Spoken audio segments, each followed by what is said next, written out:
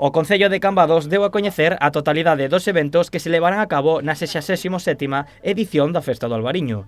Un festexo especial xa que este ano estrea o recoñecemento de Festa de Interese Turístico Internacional.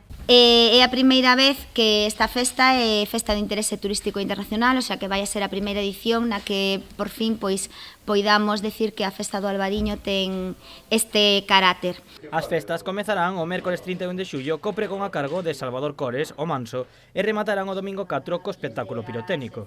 Serán 5 días con diversas actividades como espectáculos para nenos, orquestas de mércores a sábado e diferentes concertos como de Luz Casal e Cora Velasco.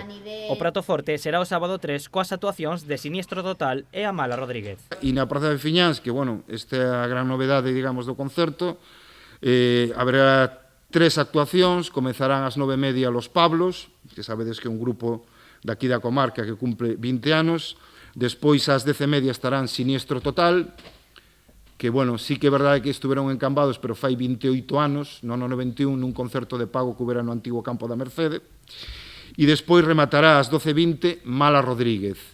Ademais das actividades culturais e musicais non poden faltar aquelas relacionadas co protagonista das festas, o Albariño. Nesta edición participarán 44 adegas en 42 casetas. A novidade é que as catas cos expertos serán o xoves e o venres en lugar da fin de semana.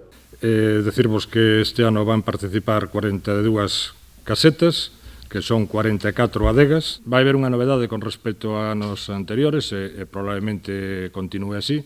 Vamos cambiar as catas.